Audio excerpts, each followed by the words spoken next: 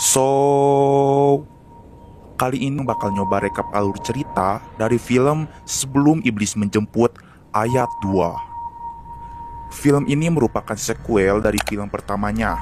Kalian bisa tonton dulu film pertamanya, atau kalian tonton aja versi alur ceritanya di channel lain yang cukup relevan menurut kalian. Tapi alur cerita dari film Sima 2 ini masih bisa difahami walaupun gak nonton dulu film pertamanya. Soalnya konflik dari film ini sangat berbeda dan tidak ada kaitannya dengan film yang terdahulunya. Oke lah, gak usah pakai lama-lama. Kuy, hayu, meluncur.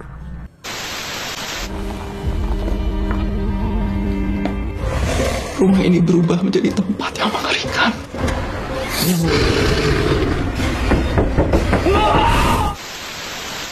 Diawali dengan seorang perempuan yang bernama Dewi yang sedang mengunjungi rumah teman pantinya saat kecil yang bernama Gadis, yang terus-menerus ketakutan dan mengaku jika ia selalu diganggu dan disiksa oleh sosok jahat yang dari dulu sering meneror anak di panti. Namun Dewi tidak percaya dan mengatakan jika sosok tersebut sudah lama musnah, jadi Gadis tidak usah takut lagi. Dan pada malam harinya, Dewi yang tidak bisa tidur melihat hal yang aneh di rumah tersebut. Scene pun beralih menjadi pagi hari, dan Gadis melihat jika Dewi tidak ada di dalam kamar.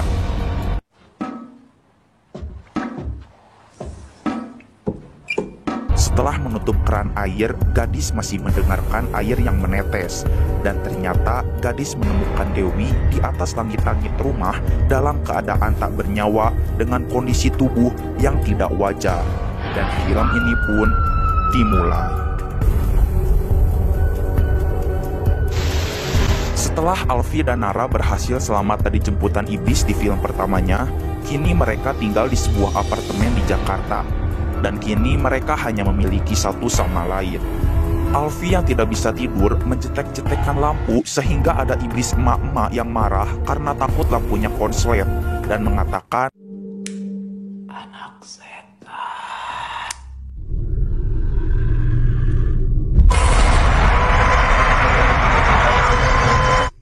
dibilangin jangan main lampu, bandel sih.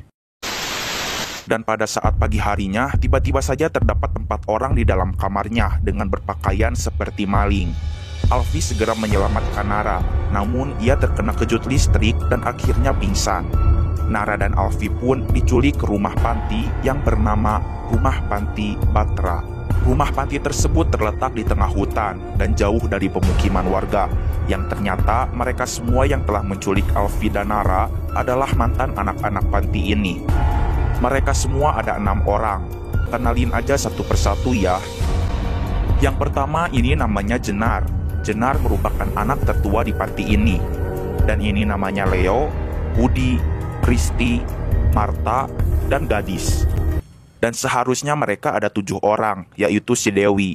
Tapi Dewi kan mati di awal film tadi. Oke, udah kenal ya. Ikan hiu makan curut. Yuk lanjut. Jenar pun menceritakan jika rumah panti ini milik Pak Ayub dan istrinya yang tidak memiliki anak. Awalnya rumah panti ini dipenuhi rasa hangat dan penuh kasih sayang. Tapi semuanya berubah setelah istri Pak Ayub meninggal. Panti ini berubah menjadi tempat yang mengerikan. Saat itu masih ada 7 anak yang belum beruntung diangkat menjadi keluarga. Semakin hari mereka semakin dewasa dan mengetahui jika semua orang dewasa tidak ada yang benar-benar menjaganya. Pak Ayub berubah menjadi sangat kejam. Jika ada yang berbuat salah, maka ia akan dikurung di dapur, tanpa makan, tanpa minum, tanpa lampu. Setelah itu, panti pun ditutup karena kebakaran dan Pak Ayub tewas terbakar. Dan mereka bertujuh berpisah, diasuh oleh panti yang berbeda-beda. Mereka berjanji tidak akan saling melupakan. Alfi tahu jika merekalah yang membunuh Pak Ayub. Jenar sangat panik karena takut jika dilaporkan polisi. Namun dengan santainya, Alfi mengatakan, tenang aja, sekarang lo semua lagi berhadapan dengan orang yang udah ngebakar kakak tirinya sendiri.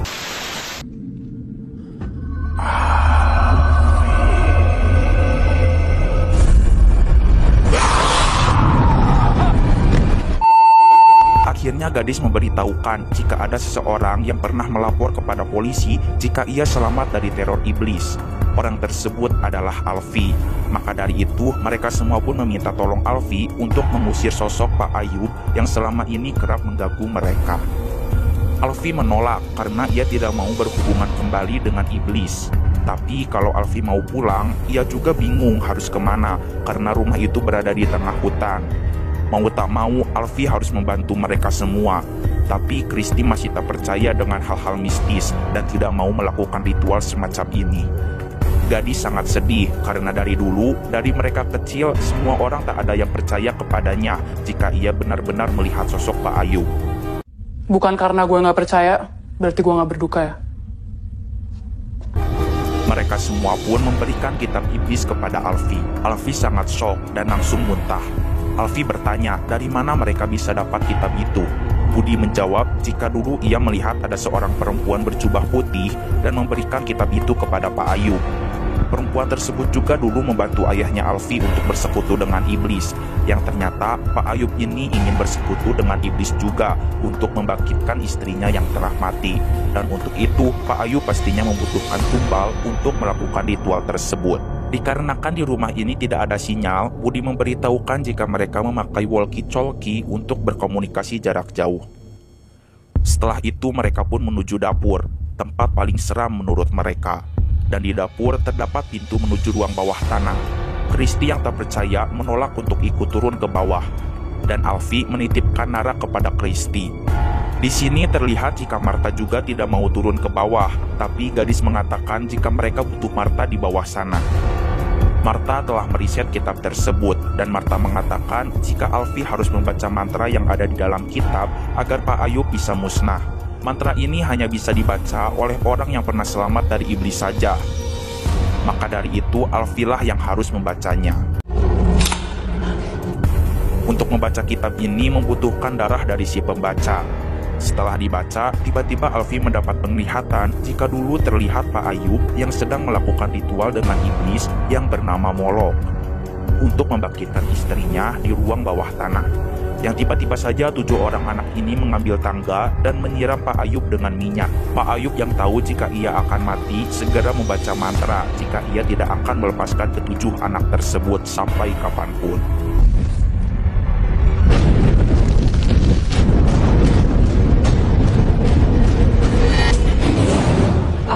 Alfi. Setelah Alfi sadar, tiba-tiba saja bangku terbang dengan sendirinya, berusaha menghantam orang-orang yang ada di sana. Tak lama dari itu, gergaji besi tiba-tiba berputar sendirinya yang hampir saja menyayat tubuh mereka. Untungnya tidak ada yang terluka dari kejadian tadi, dan Jenar yang berada di pojok ruangan segera dicekik oleh Ayub dan kepalanya pun dihantamkan secara bertubi-tubi ke tanah sehingga Jenar tewas duluan. Kristi mendengar jeritan dari ruang bawah tanah. Kristi segera membuka pintunya. Dan tanpa mereka sadari, Ayub keluar dan langsung merasuki tubuh Kristi, dan pintu pun langsung tertutup. Nara segera berlari secepat mungkin dan berusaha menahan pintu agar Kristi tidak menyerangnya. Kristi sangat berusaha untuk bisa masuk.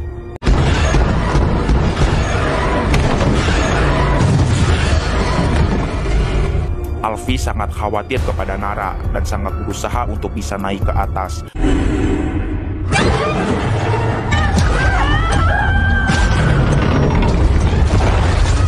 Yang akhirnya Alfi pun datang dan langsung menyerang Kristi hingga tewas.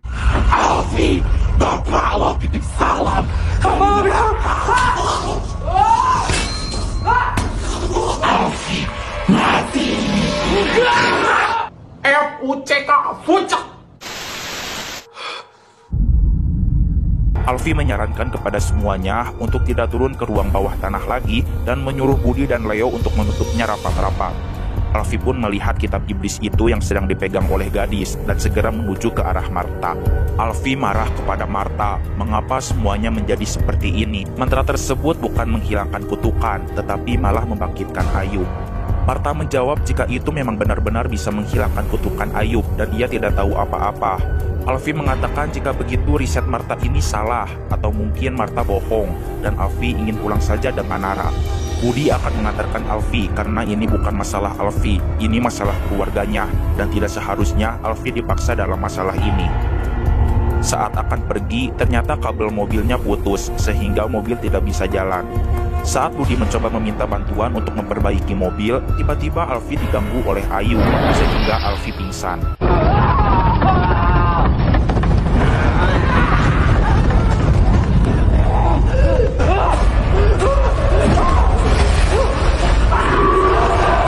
Di dalam mimpinya, lengan Alfi dipegang oleh Ayub hingga mengalami luka bakar, dan luka itu pun masih ada saat ia sudah sadar. Alfi mengatakan jika Ayub gak akan pernah ngelepasin mereka semua. Budi pun mengatakan jika kabel mobil yang putus tadi sepertinya bukan ulah Ayub. Potongan kabel itu seperti bekas potongan manusia. Alfi menyuruh semuanya untuk berkumpul terlebih dahulu untuk memastikan siapa yang berkhianat di sini. Di sisi lain, Marta juga mengaku jika bukan ia yang memotong kabel. Kalau soal mobil tuh aku benar-benar nggak tahu kamu. Mending kamu jangan ngomong dulu deh. Tapi kamu percaya sama aku kan, Leo? Budi pun menyuruh Leo untuk mencari gadis karena sekarang mereka harus selalu bersama-sama. Saat mencari gadis, tiba-tiba Leo terdorong ke arah dapur dan ternyata itu ulah gadis. Gadis pun mengunci Leo di dalam dapur. Di dalam dapur pun Leo diganggu oleh pocong yang udah capek lompat-lompat dan kini pocongnya malah ngesot dong.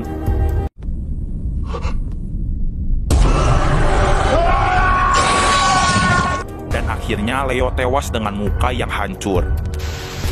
Alfi mulai menyadari bahwa gadis merupakan dalang dari semua ini. Ketika ia melihat kitab kembali, ia melihat sudah ada 4 darah yang menempel di dalam kitab. Berarti sudah ada orang yang telah berusaha memanggil Ayub ke alam dunia. Dan ya, orang itu adalah gadis. Tapi gadis hanya bisa memanggil Ayub untuk sementara. Dan yang bisa membangkitkan Ayub itu hanyalah Alfi.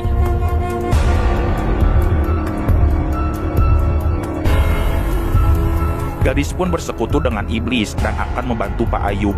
Hal ini dikarenakan gadis percaya jika Pak Ayub itu sebenarnya baik. Pak Ayub itu sebenarnya memanggil Molok agar ia beserta istrinya dan semua anak-anaknya bisa selalu bersama secara abadi di alam lain. Tapi gadis marah mengapa mereka semua membunuh Pak Ayub. Dan sekarang gadis ingin melanjutkan misi Pak Ayub, yaitu membunuh semuanya agar mereka semua bisa bersama-sama kembali di alam yang lain. Budi berusaha menyadarkan gadis jika semua ini salah. Sujud Budi. Nyebut neng istighfar, astagfirullahaladzim, astagfirullahaladzim, jangan gak tahu agama. Budi segera membakar kitabnya dan karena gadis sudah bersekutu dengan iblis, ia mendapatkan kekuatan dan ia segera membanting Budi hingga pingsan. Alfi berusaha menyerang gadis dan kekuatan gadis tidak bisa mempan kepada Alfi. Terobos aja lah. Astagfirullahaladzim. Alfi tak sadar jika tangan gadis masih bisa bergerak sehingga Alfi pingsan tertabrak oleh Budi. Marta menyuruh Nara untuk segera kabur dan Marta mencoba membunuh gadis, namun hal itu gagal dan malah menusuk dirinya sendiri. Marta pun sempat mengambil kitab yang diselipkan di baju gadis dan Marta terdorong sangat keras hingga menyeret Alfi yang baru saja sadar ke dalam sebuah ruangan. Gadis segera mengambil lentera dan memecahkannya sehingga ruangan tersebut terbakar. Marta menyuruh Alfi untuk menghentikan gadis dan menyuruhnya untuk membaca kitab itu dan akhirnya ia pun tewas. Di sisi lain, Nara sedang diburu oleh gadis.